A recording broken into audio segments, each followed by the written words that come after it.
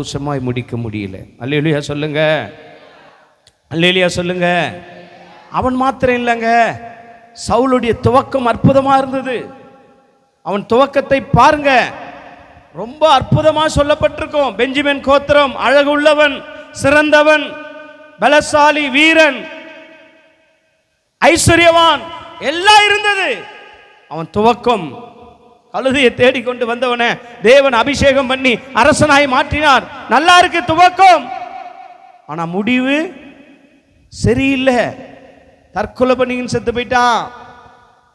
அப்போ இன்னைக்கு ஓடுற ஓட்டம் எப்படி இருக்கணும்னா சந்தோஷமா இருக்கணும், ஜெயம் கொள்ளுகிறதா இருக்கணும். கரங்களை தட்டி ஆமேன் சொல்லுங்க.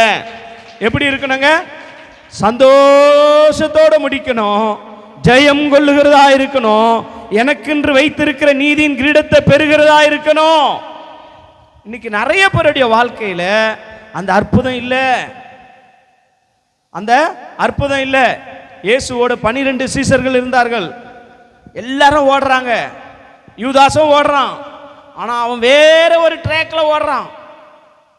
மத்தேயு சுவிசேஷத்தை நீங்க வாசித்தீங்கன்னா 27ஆம் அதிகாரத்துல 5ஆம் வசனத்துல நீங்க வாசிச்சீங்கன்னா, அப்பொழுது அவன் அந்த வெள்ளிக்காசை தேவாலயத்திலே